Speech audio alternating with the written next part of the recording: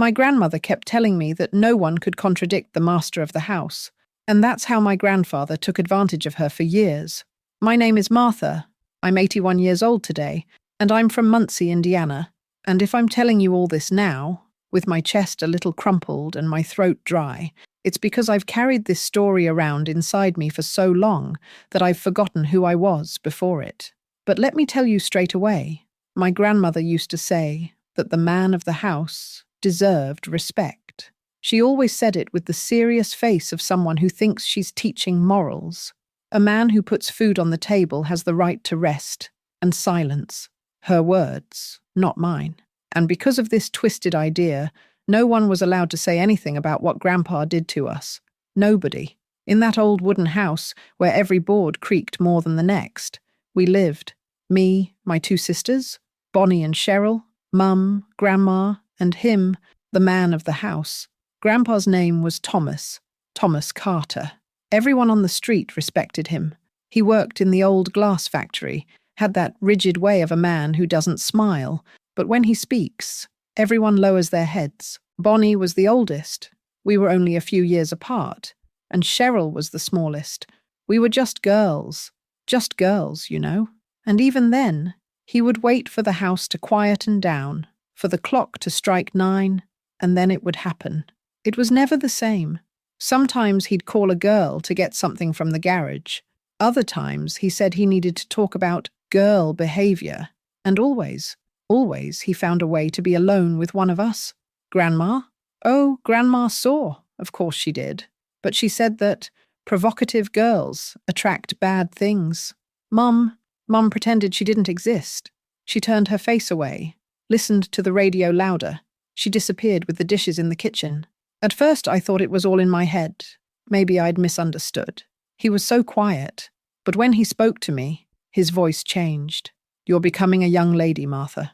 You need to learn to be obedient. He said it in a whisper, as if it were a nice secret. But it wasn't nice. It was twisted, painful. It made my body freeze even in the summer heat. One night, he told me to get his lighter from the basement. I said it was dark. He replied, I didn't ask if it was dark. I just asked you to go. I went downstairs. It was dark, and there was a smell of mold and grease. When I saw him, he was already downstairs too, with the door closed behind him. I'm not going to tell you what happened. I'll just tell you that I came out of there with red eyes and shaking knees.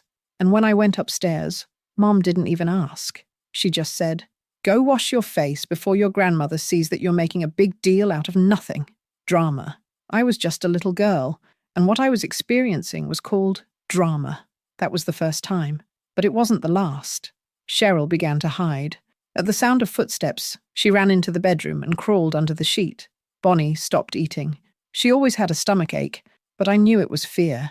What about me? I started dreaming about the day he died. Am I being harsh? Yes. But anyone who's ever felt that kind of chill in their stomach knows that children don't dream of a party. They dream of deliverance. At school, we pretended.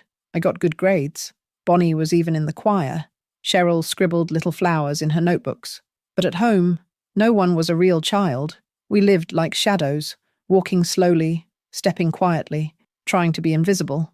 Because when he noticed, it was worse. I remember one time at the end of the year, Bonnie tried to tell Mum. She came up to her and said, Mum, Grandpa. She couldn't even finish. Her mother raised her hand and said, Don't you dare finish that sentence. And then, in a tone so dry that it hurt my ears, This house already has enough problems. Don't make it up as you go along. That was the night I understood. We were alone. And when a child understands that, something breaks inside. A little piece of hope is lost and never comes back. From then on, I stopped asking for help. I just wanted the days to go by quickly, to grow up soon and get out of there. But life has a different rhythm, and before we could get away, something happened that turned everything upside down. If you've made it this far, please leave a like. Every like is like a hug for this old lady. And tell me where you're listening to me from, because my chest is tight today, you see. That night was engraved on me like hot iron. I woke up to a strange silence in the house, and it's always been too quiet there. But that day was different.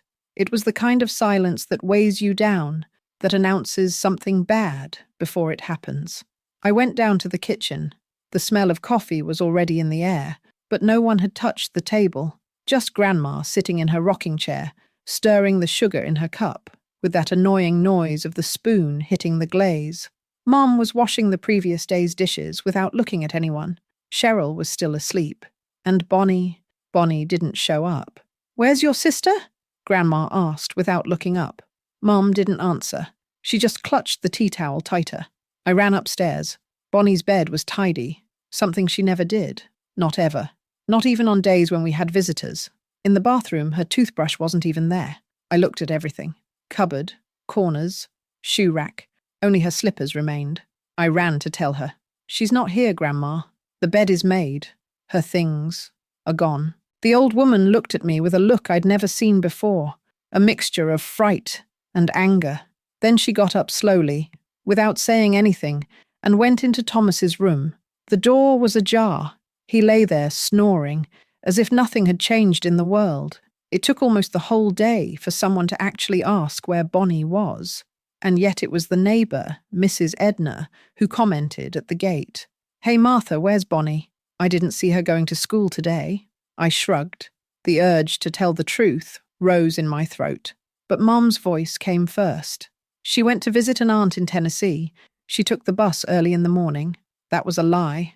She didn't have an aunt. And Bonnie was terrified of buses. She would never go out alone like that. But everyone pretended to believe her. Pretending was common practice in that neighborhood. At night, I locked myself in my room. Cheryl was sleeping next to me, her arm draped over me like an anchor. I stared at the dark ceiling, trying to understand. Had Bonnie managed to escape? Had someone helped her? Or, my God, did he do something worse? The days passed slowly, each one heavier than the last. No one mentioned her name. Her mother was more downcast than usual. Grandma pretended nothing had happened. And old Thomas. He whistled. Yes, he whistled.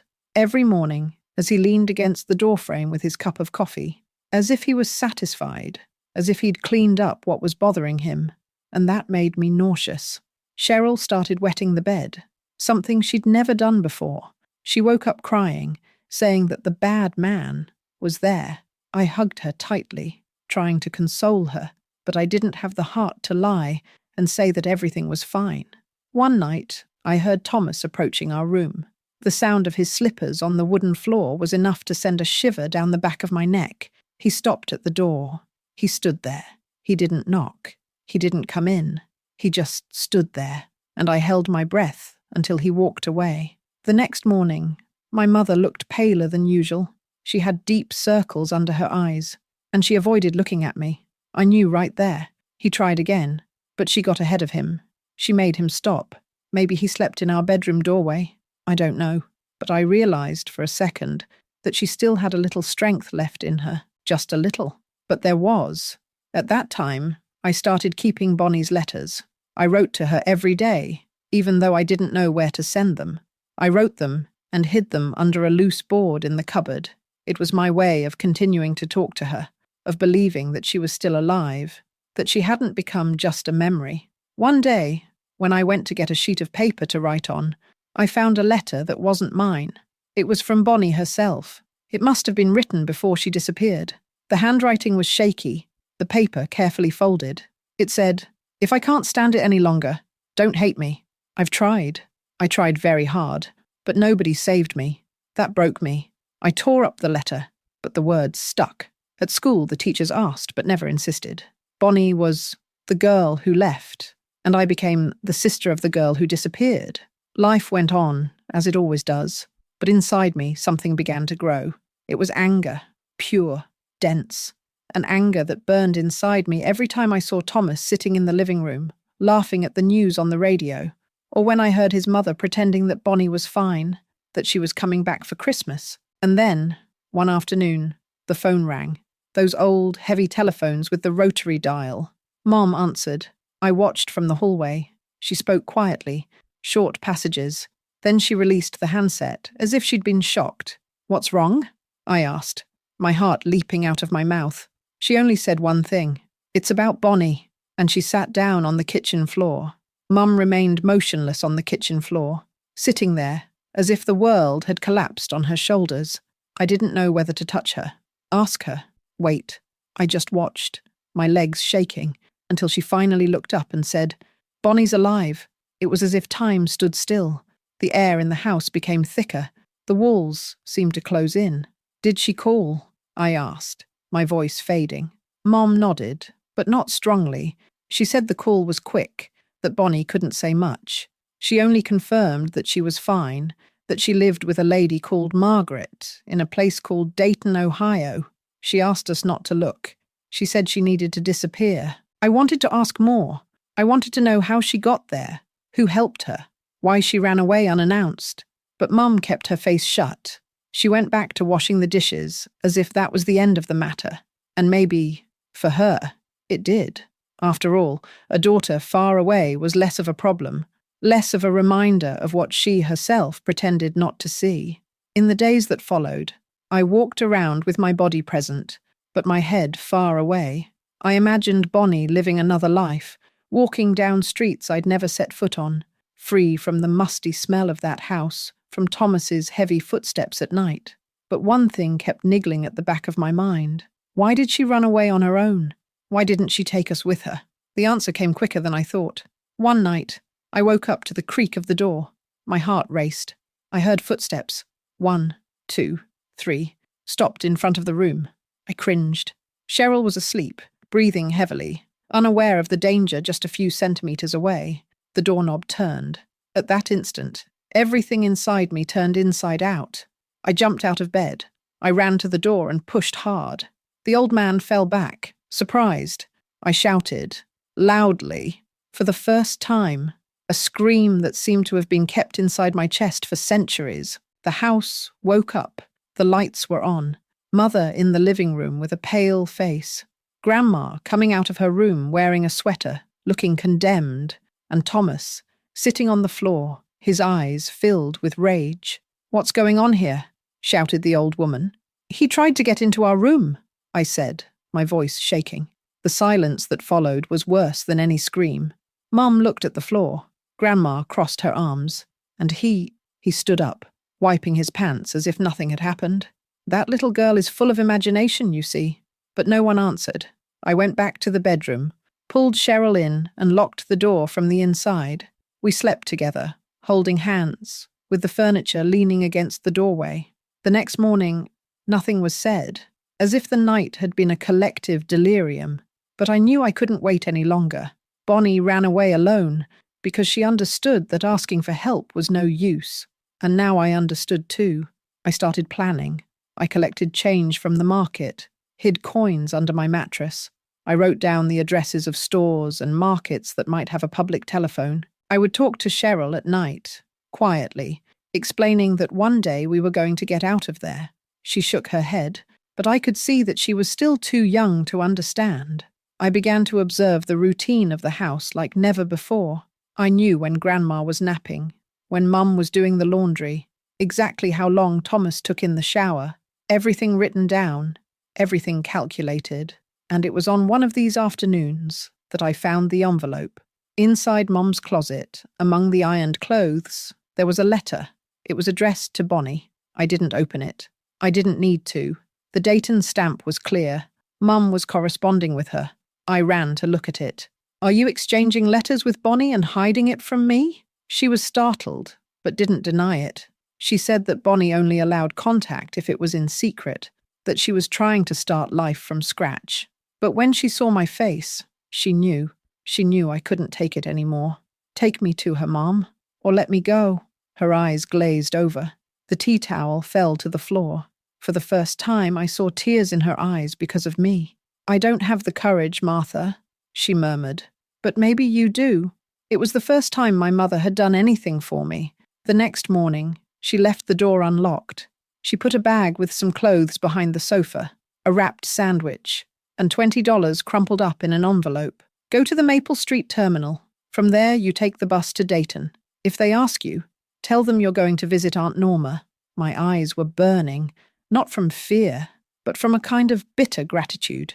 That woman who had ignored me for so many years was now giving me a chance to breathe. What about Cheryl? I asked. She didn't answer. She just lowered her head. The pain there was different, heavy. I took one last look at my sleeping sister.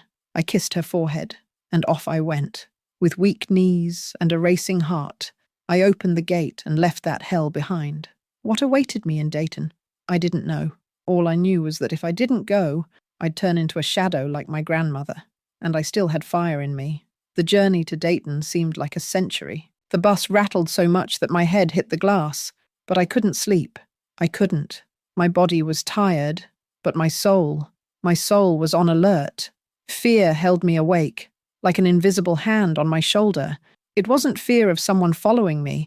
It was the fear of arriving and Bonnie not being there, of discovering that it was all a lie, that she had never really escaped, that she had gone up in smoke. The landscape changed through the window, and I thought of Cheryl. The image of her sleeping, all curled up, stayed with me. I wanted to take her, of course I did. But I hardly knew how I was going to manage on my own. How could I put a child in the middle of it? What if it went wrong? I got off the bus with the strong sun beating down on my face. The station was small, a bit faded. People passed through quickly, each with their own destination, with no time to look at a young girl carrying a shabby suitcase. The paper with the address was crumpled in my hand. 1427 Jefferson Street. I asked a man at the newsstand, and he pointed with his chin. It's 2 blocks past the church. I thanked him with a nod and went on. My feet hurt inside my tight shoes, but I hardly felt it. My heart was pounding in my neck. When I turned the last corner, there it was. A dark brick house with white curtains in the window. It smelled of bread baking, the smell of a place that doesn't carry screams on its walls. I climbed the 3 steps to the porch and took a deep breath. I knocked. Once. Twice. I heard light footsteps on the other side. The door opened slowly, and there she was, Mrs. Margaret. She was a small woman, with her hair up in a bun and a firm gaze. She wore a flowered apron and had flour on her fingers. Did she? She asked, as if she wasn't expecting anyone. I came to see Bonnie. I'm her sister. Her face changed. A contained gasp. She looked at me for a few seconds too long. Then she pulled the door only halfway open. Bonnie doesn't live here anymore, dear. The sentence hit me like a punch in the gut. I tried to understand. What do you mean? She sent a letter. She said she was here. Margaret sighed, leaning her hand on the door. She was, for a while, but things weren't easy. She left almost 2 months ago. She left no certain destination. My head spun. I stood there, my eyes stinging. But was she all right? Did she say where she was going? Margaret hesitated. Then she opened the door a little wider and beckoned me in. The house was clean, simple. There was a smell of apple cake in the air. An old clock chimed almost 5 in the afternoon. She offered me tea. I accepted just so I wouldn't fall over. We sat down at the table. She looked me right in the eye. Your sister came here bruised inside, very badly. I tried to help. I gave her a bed, food, affection, but some pains don't heal easily. I agreed, without saying anything. She had some nightmares. She talked in her sleep. She said names. She cried without realizing it. I listened, but I didn't ask. When she felt better, she started to smile. She would even play with my grandson, but it only took a louder noise for her to start shaking again. After a while, she said she didn't want to be a burden. She packed up and left. Margaret looked at me as if she wanted to protect, and also protect herself. I understood. Did she mention anyone? Any place? She just said she was going south. Carolina, maybe. She said she was going to try to start again. I stood there, an emptiness inside. I should have come sooner, I whispered. Margaret held my hand. It had a warm touch. Maybe, but you've arrived. That says a lot about who you are. I cried. For the first time in days, I let myself fall. She gave me a small towel, one of those kitchen towels. She let me vent in peace. Now what? I asked, my voice lower. Now you decide. You can stay here for a few days, or move on. But what you can't is go back there. I looked at the window. The curtains swayed in the light wind, a silence different from that of my grandmother's house. That silence wasn't one of fear. It was peace. I stayed with her for 3 days. I slept in a small room next to the pantry. She treated me like a daughter, but without asking too many questions. We cooked together. We sewed a dress for me. It was like playing at normal life, but I knew I couldn't stay there forever, and I didn't want to. Bonnie had run away from something. So had I. But Cheryl, she was still there. On the third day, I packed my things. "Are you coming back?" Margaret asked, unsurprised. "Not home, but I need to find my sister, the little one." She nodded. "Then take this." She gave me a bag with cookies, some money, and the address of a woman called Edith in Charlotte. She said she was a friend of hers, that maybe she could help. Edith has helped other girls too. She has a big heart. Talk to her. I hugged Margaret tightly. I said thank you about 10 times. At the bus station, fear returned, but now it was accompanied by courage. Because when you've lost everything, my dear, all that's left is to go all the way. I bought the ticket. The destination was Charlotte, but the truth was that my destination was different. I got on the bus in the late afternoon, with my bag on my lap, and my heart even more so. Mrs. Margaret gave me Edith's address, saying that she was reliable, a long-time friend, and that she helped girls like us. But you know how it is, right? When someone says girls like us, you already know that the world has a kind of dirt that even soap can't remove. The journey took hours. My mind wouldn't stop. I thought about Bonnie, Cheryl, Mom, even Thomas, as much as I wanted to forget. Every bend in the road seemed to tug at a piece of my memory, as if the past refused to let go of my hand. I arrived in Charlotte in the early hours of the morning. The bus station was dark, with a few flashing lights and some strange men leaning against the walls, smoking slowly. I felt small there, but I held on tight. I had the paper with the address, 201 South Main, apartment 2B. I asked a girl in a cleaning uniform how to get there. She said it was close by. You could walk. So I went. The city smelled like a bad night's sleep. Hurried footsteps, closed windows. By the time I reached the door of the building, it was almost 5 in the morning. I knocked gently. No one answered. I tried again. The handle gave way. The gate had no lock. I climbed the stairs with my heart hammering in my chest. Door 2B had a faded garland hanging from it. I took a deep breath and knocked. It took a while. When it opened, I saw a woman with messy red hair, deep-set eyes, and a lit cigarette in her hand. "Who are you?" "I'm Martha." Margaret said I could come. She widened her eyes, but not from fright, from recognition. "Oh, yes, the girl from Indiana." She beckoned me in. The apartment was small, smelling of cigarettes and cheap perfume. People were sleeping on the sofa, covered up to their heads. A radio was playing softly in the corner of the kitchen. "You can leave your things there. Would you like some coffee?" I nodded. She poured it without saying much. Her gaze was clever, like someone who measures people without having to ask. "Margaret said you were looking for her sister, the little one, right?" I nodded again. My throat wouldn't let anything else out. She lit another cigarette and pulled up a chair.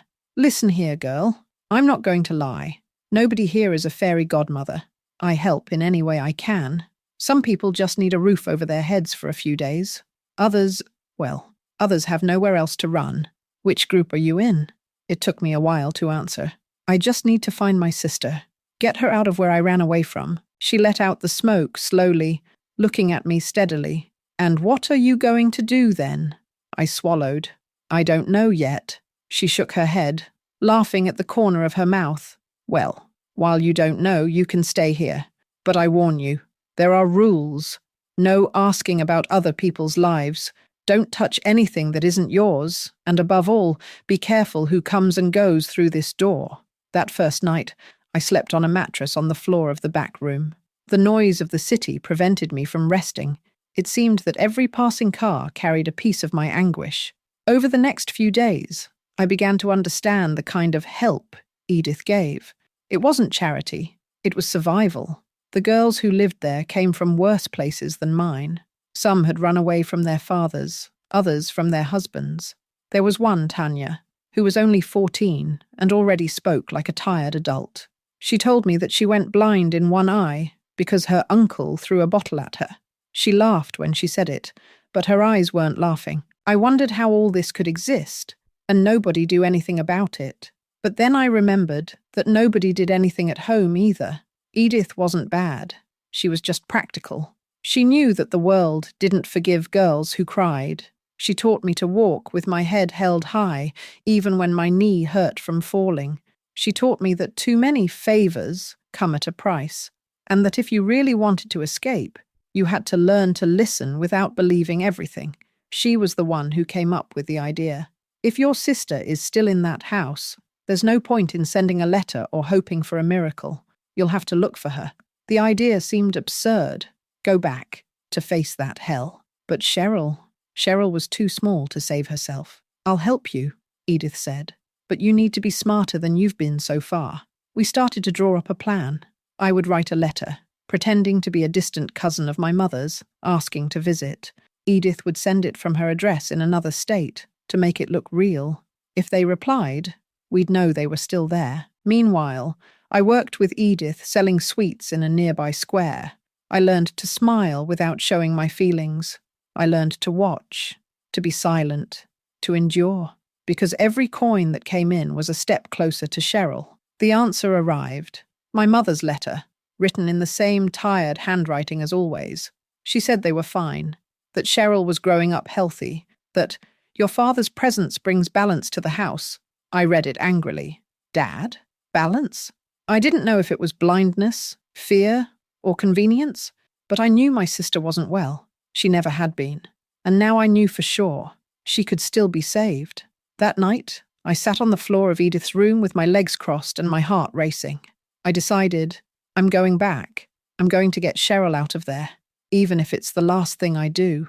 Edith looked at me for a while. Then she said, with a thread in her voice, then you'll need more than courage.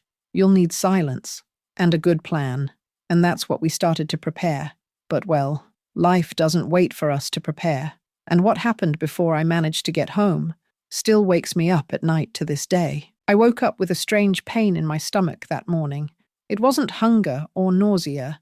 It was the kind of pain that warns you that something bad is coming, even if the sky is still clear.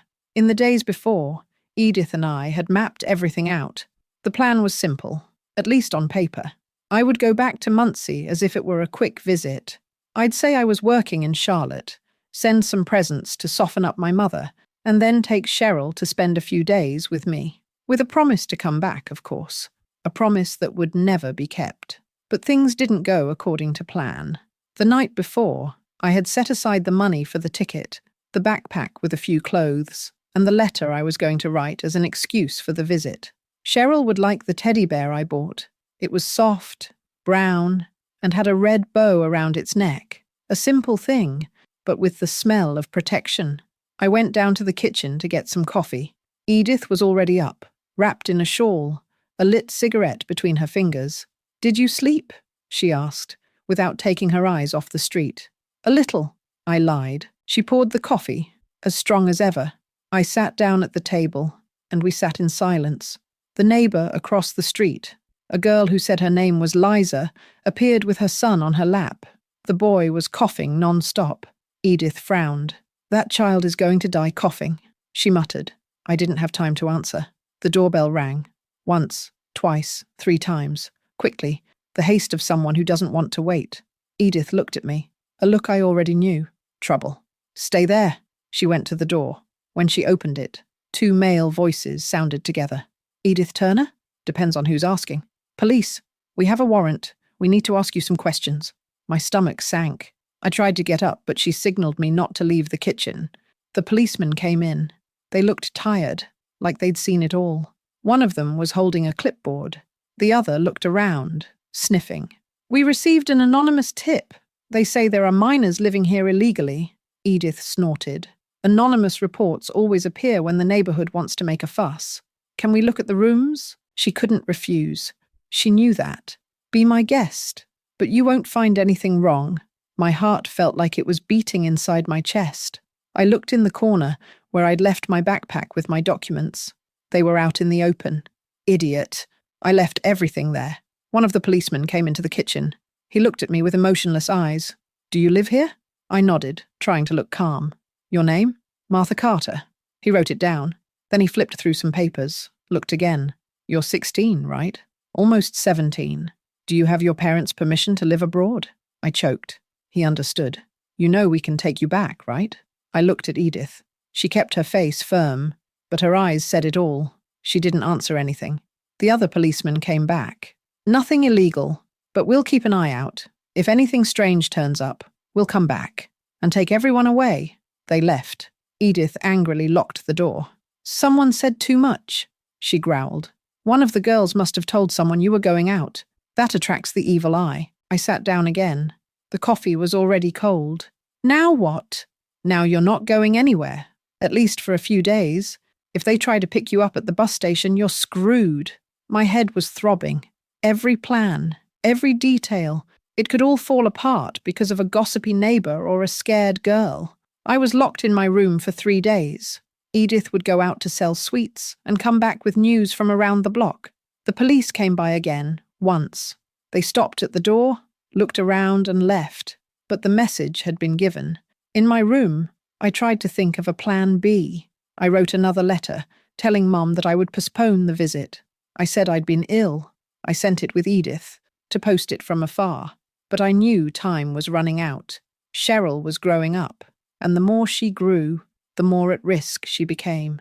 On the morning of the 4th day, I heard from Tanya, that girl I told you about, the one with the sad eyes.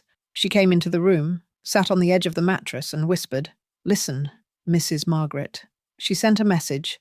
She said her big sister had written again. My heart raced. "Bonnie?" "Yes. She's in a place called Augusta. She says she can help you. She just needs a way to find you." "How did she know where I was?" Tanya shrugged. Margaret told her. "She said you had something to sort out." It was as if fate had remembered me, a chance to breathe before the dive. We decided to wait 2 more days. Then Edith would help me get to Augusta. Bonnie would meet me there. Together, maybe we could get Cheryl back. But darling, you know me. You've noticed that every time hope knocks on the door, something breaks the window, right? The night before the trip, Tanya disappeared. Just like that. She went to the market. She never came back. And when the police returned to Edith's house that week, it wasn't to talk. It was to look for bodies. That day, nothing seemed wrong. The sky was clear. The heat was off. And even Edith had woken up calmer. We spent the morning rolling coconut candies at the kitchen table, laughing at some stories Liza told about her son trying to sell pebbles as jewelry in the yard. Tanya asked to borrow $2. She said she was going to the grocery store around the corner to buy some condensed milk. "Edith wants to make brigadeiro to sell in the square tomorrow," she said, laughing in that quick, clever way. That made us forget for a second that she was just a child thrown into the world, without support. She left with her hair in a ponytail and the red blouse she loved. I remember because I had helped her sew on that loose button a week earlier. I said, "I'll be right back. Don't forget my brigadeiro." She didn't come back. Time passed. The sun went down slowly, and night came with that sweaty city smell. Edith asked if anyone had seen Tanya. I said no. Neither had Liza. No one had. The grocery store closed. The condensed milk never turned up. We started looking around, first in the nearby streets, then in the neighbouring blocks. Nothing. No clues. No witnesses. A man selling newspapers said he had seen a similar girl climbing into a dark car. He said she seemed calm. She got in alone. But when he described the car, Edith froze. "That's Becca's car," she muttered, almost breathlessly. "Who's Becca?" She didn't answer immediately. She just took out her cigarette, lit it, and took a drag, as if she wanted the nicotine to erase some old memory. An old acquaintance. Someone who shouldn't be hanging around here anymore. It was a long night. We went home, but nobody slept. The silence was different from that time in Muncie. It was a silence that carried guilt, fear, and impotence. The next morning, the cars arrived. Not because we called them, but because they had found a body. It was that of a little girl, at the back of an abandoned lot near the train tracks. The description matched. The red blouse, the hair tied up, the size, the age. But they didn't give a name. They said they needed to confirm. They were going to do tests. Edith freaked out. Sons of bitches knew. They always knew. And they never did anything about it. I didn't really understand. But she started to tell me. Becca was a household name. He had been investigated before, years ago, for trafficking girls. But he had money, contacts. He got off clean, always clean. And now he comes back, Edith spat out the words, as if nothing had happened, and he takes another one. Her anger was real, but it didn't erase what I felt. Fear. Because if they could take a girl in the middle of the afternoon, who could guarantee that I would be spared? And Cheryl? If I took any longer, if she fell into the hands of someone like that. The other girls started packing their things. 2 ran away the same night. Liza took her son in her arms and went to her sister's house. She said she wouldn't stay there another second. I wanted to go too, but Augusta was still a long way off. Bonnie's letter had just arrived, and the agreement was that I would meet her at the end of the week. Edith called me into her room. "It's time for you to get out of here." "I know it is. Go tonight, before these people start closing in." She gave me a sum of money she'd been saving for a while. Emergency money. It's not much, but it'll get you out of here. When you get to Augusta, look up Bonnie's name in the public library. She wrote it down. What about you? I'm going to burn everything. This house, this memory. I'm tired, Martha. I'm tired of burying girls. Go and live. We said goodbye without drama. She hugged me tightly, like someone hugging a daughter they never gave birth to. She told me I was stronger than I'd imagined, and that I shouldn't let fear become my guide. I got on the bus with a cold hand and a boiling chest. Every lamppost in the city seemed to be looking at me like they knew too much, like someone who saw Tanya disappear and kept quiet, people who don't get involved, people who turn their faces away. During the journey, I tried to sleep, but the image of the red blouse in the black bag kept popping into my head. What if it had been Cheryl? What if one day it was? I arrived in Augusta late in the morning. It was smaller than Charlotte, but busier. People walked around looking busy, and the heat seemed to stick to my skin like a punishment. I went straight to the library. I handed the paper with Bonnie's full name to the girl at reception. She typed it into the computer, looked at the screen, then at me. She works here, in the archive. She's off today, but she'll be back early tomorrow. The world turned slowly at that moment. I sat down on a bench near the entrance and took a deep breath. For the first time in a long time, a plan seemed to have worked. I spent the night on a bench in the square. I wrapped my arms around my backpack and fell asleep with my eyes always open. And when the sun came up, I went straight to the library door. Bonnie arrived 10 minutes later. She saw me. I saw her. And there, in the middle of the street, 2 broken sisters recognized each other without saying a word. But what she told me in that hug destroyed me all over again. We stood there in front of the library for a good few minutes. It wasn't even a proper hug. It was more of a squeeze of flesh trying to hold on to what was left of the 2 of us. Bonnie's face. My God.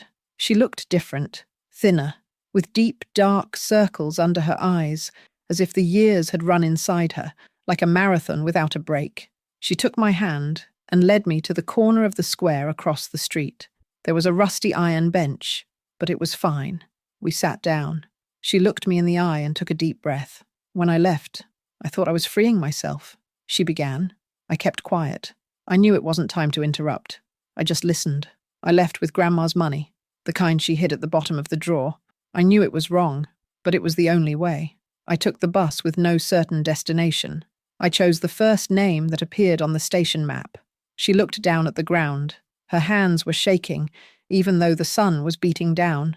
I arrived in Dayton with the name of a lady I'd been given at the bus station. Margaret.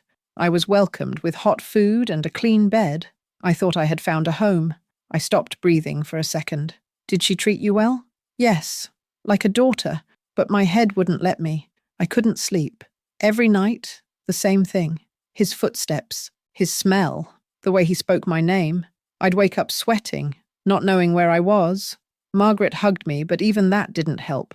I was a body walking around with no soul inside. She closed her eyes. I held her hand tightly. I tried to work. I was a waitress, a nanny, a saleswoman, but I didn't stop anywhere. Any man who looked at me too much, I stopped. I thought it would happen all over again. So I left. I left Margaret without even saying goodbye. I went to Cincinnati, then Louisville. Finally, I ended up in Augusta. He looked at me again.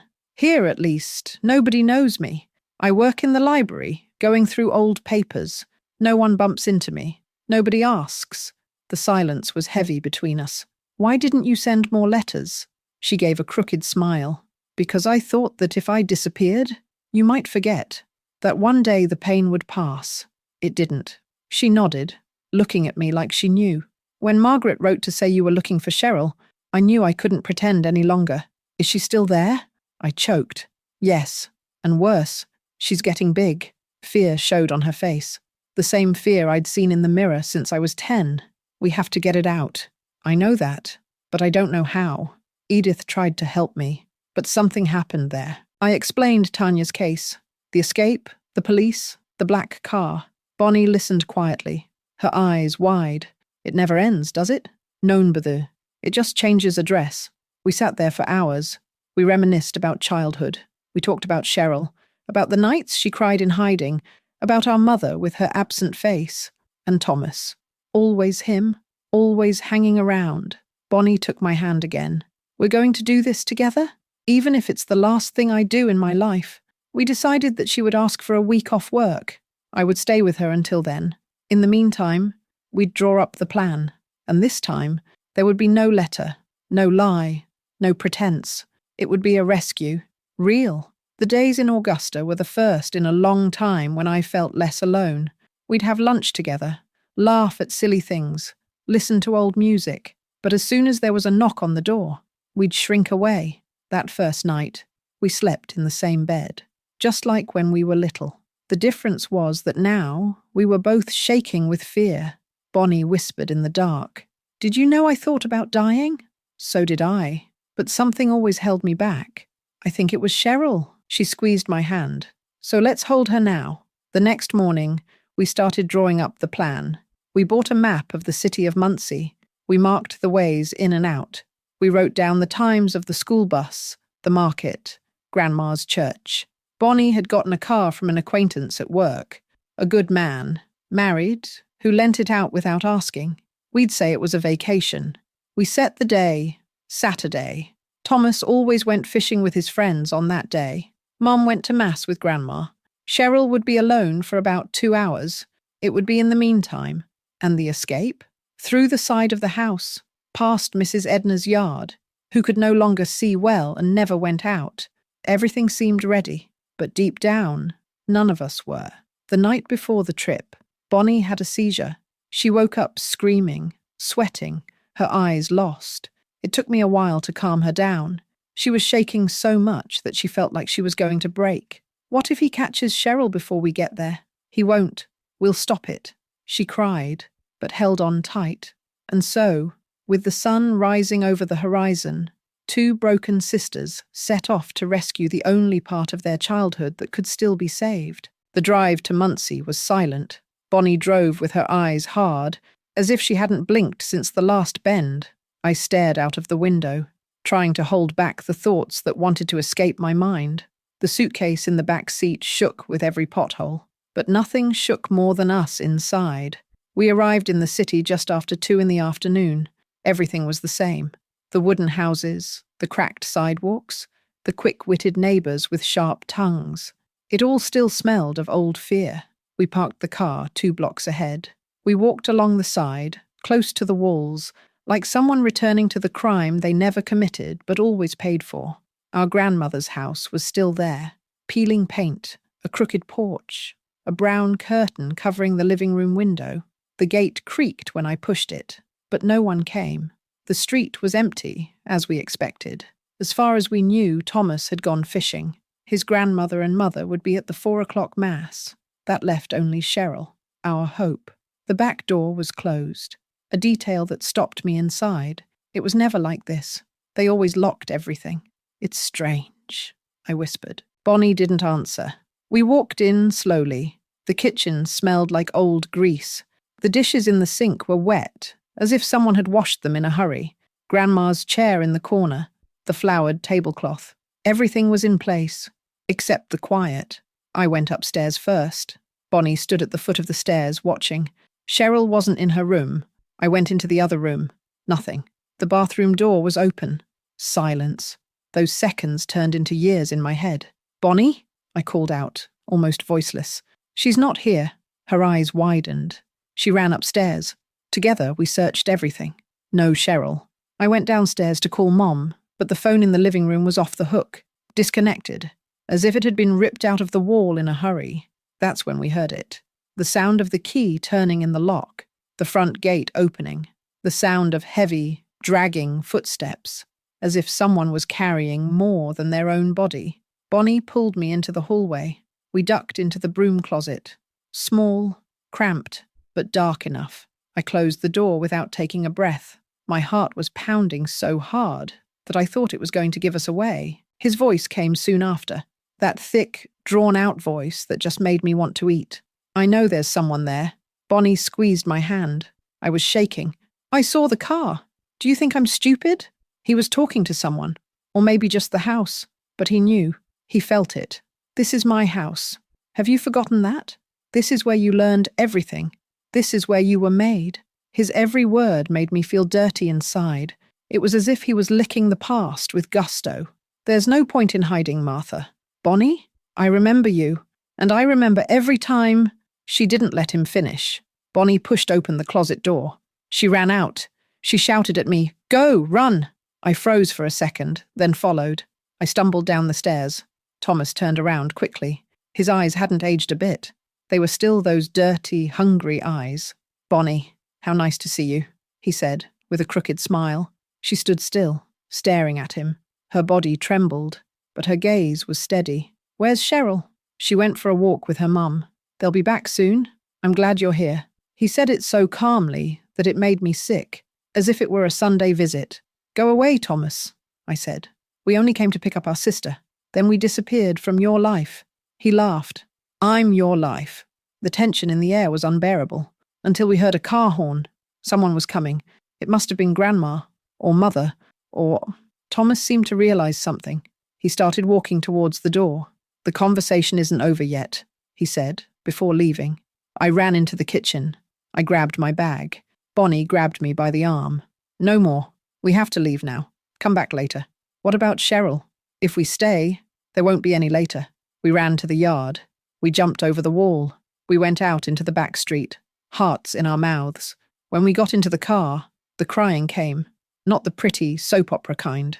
It was ugly, loud, full of guilt. Bonnie started the engine. My hands were shaking. I stared at the window like a cemetery. "We almost died there," she murmured. "But we didn't. What about Cheryl? We'll be back. We'll come back with help, with the law, with people who believe." She looked at me. "Do people like that exist? They have to. Because if they don't, then we really are alone." The road back was silent. Just the sound of the engine, and our breathing trying to reorganize itself. But life doesn't leave us alone. 2 days after that escape, we were still trying to figure out how to escape without losing again. Bonnie didn't say much. She just walked around the house, putting things in order, lighting cigarette after cigarette, looking lost. I sat on the balcony, watching the world go by, trying to guess if Cheryl was sleeping well, if she was eating, if she was old enough to understand what her grandfather was doing with his obedient granddaughters. It was on one of those grey mornings that the doorbell rang. Bonnie answered it. When she opened the door, she found a young man in a delivery uniform. He was carrying a white envelope, half crumpled, with our address scribbled on it by hand. "Delivery for Martha Carter," he said, without emotion. Bonnie signed for it. When she closed the door, she looked at the envelope as if it was going to explode. "It's from Mom," she said, almost in a whisper. I took it from her hand and opened it slowly. Inside was a folded sheet of paper, written in blue pen. I recognized the handwriting immediately, that neat handwriting taught to her by nuns, which she used even to make grocery lists. "Daughters, if you're reading this, it's because you've decided to come back, or at least you tried. I heard about it. The neighbors talk. Thomas saw you. He said you were here, that you came to pick up Cheryl. I want you to know that I'm not against it, but I'm not with you either. I never was, and maybe that hurts more than anything. I let it happen. I saw things. I listened. I knew. And yet, I kept quiet. I hid behind fear, the Bible, the role of an obedient wife, respect for her husband, and for that, I lost you. You think it was Thomas who took everything away from you. But I was the one who let him. I was the one who locked the door and pretended not to hear. And now Cheryl, my youngest, the only one who still looks at me without hatred. She's the last thing I can still save, or lose. She's not in the house anymore. I hid her. I got her out. With help. An acquaintance took me to a remote village, to her aunt's house. Cheryl is there. She goes to a simple school. She speaks very little, but she still smiles. Don't ask me for the address. I won't. It's my way of protecting what's left. You want revenge. I know that. But I can only offer silence and distance. Take care of yourselves. Don't come back. Thomas won't last long. His heart is failing him. And unlike me, he has nowhere else to hide.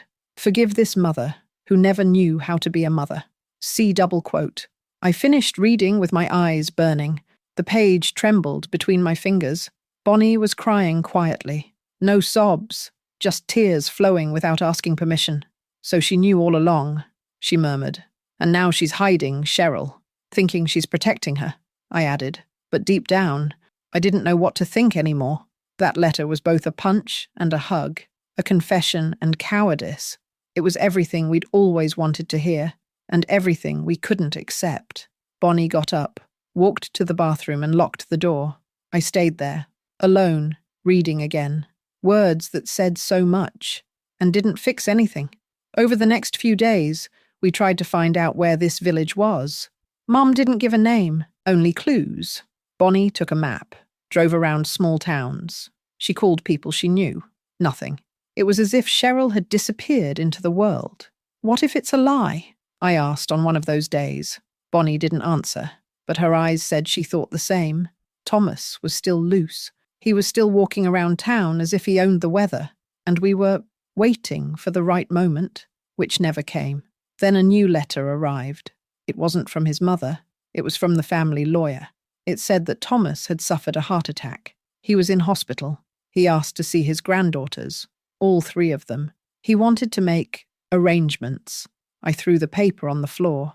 Does he want to pretend to be remorseful now? Bonnie didn't answer straight away. She picked up the letter, read it. Then she tore it into small pieces and threw it in the garbage can. He's not going to die in peace, she said, with a firmness that frightened me. I didn't ask her what she wanted to do. I already knew. But, my dear, not everything goes according to plan. And when Thomas died, it wasn't at the hands of anyone in the family. He died alone, in a hospital bed, surrounded by strangers. And yet, he left behind more poison than any man alive. The news of his death arrived on a muggy Thursday morning. The letter carrier left a stamped envelope from the funeral home with everything very neatly written on it. Full name, time of ceremony, burial place, even a little map scribbled on it, as if we were going to forget where that man was going to rest. Bonnie opened it, read it slowly, then dropped it on the table like a dirty piece of cloth. "Are you going?" I asked. "Of course I'm going," she replied without blinking. "I'm just not going to cry." I prepared a change of black clothes, more out of protocol than mourning. The truth is that mourning, if it came years ago, when we were still afraid to walk around the house quietly. Now it was just an obligation. The cemetery was near our old school. Ironic. Burying the past where we were trying to learn the future. We arrived before the coffin.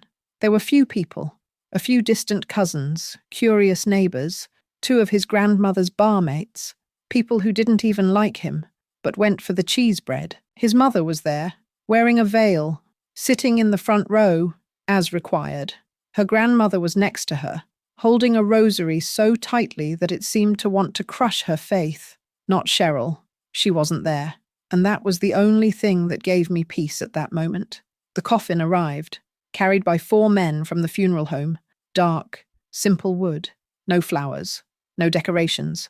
Just the way he deserved. Dry. Bonnie stood, arm crossed, her eyes fixed on the lid as if she could see what was left inside. I stood to the side, trying not to think. Just watch. The pastor spoke 6 words. Generic stuff. Family man. Hard worker. Missed him. The urge to laugh went through me, but I swallowed it down. It wasn't the time. When it was time for the final farewell, Mum stood up. She went over to the coffin, put her hand on the lid, and said something that nobody heard. Then she went back to the bench. as if she had completed the last task of her life. Bonnie was the last. She stood there, took a deep breath, and then she spoke. "You destroyed us, but you didn't win." Her voice was firm, loud enough for everyone to hear. A few heads turned. A murmur ran through the place, but no one had the courage to interrupt. "I am your granddaughter, and yet I was never yours. I was only a target." She spat out those words as if she were vomiting a poison that had been stored up for years. And maybe she was. But Cheryl won't be. She won't carry your name or your shadow. She'll grow up free, because I'll make sure of it. And then he turned his back and walked away, without looking back. I followed, without needing anything else. As we left the cemetery, the air seemed lighter, the sky less heavy, as if the world, too, had been freed of a weight. We went straight to Bonnie's house. We sat on the sofa without saying a word. The TV was on, the volume low. Some soap opera was on. After a while, she spoke. "I can still feel him, in my neck, in my ear, in my fingers. Even though he's dead, there's still a piece of him in me.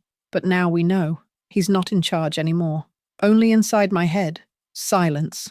The doorbell rang. I opened the door to find a short, dark-haired woman with her hair up. She was holding an envelope. "Are you Martha?" "Yes. This is for you. It came from South Carolina." I took it. She left without explaining anything else. I closed the door. Bonnie looked at me. "What is it?"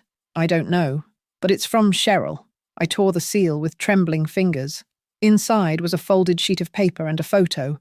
The photo showed her in school uniform, smiling. A shy smile, but a real smile. On the back, handwritten, "I'm fine. Mom says I can write now. I miss bedtime stories." The tears came uncontrollably. Bonnie read the letter in silence. Then she hugged me, a tight, painful hug of someone who had found a thread of light after so much darkness. "She still remembers," I whispered, "and we still have a chance." We stayed there, holding each other, until sleep came. The next morning, we decided we would go to her.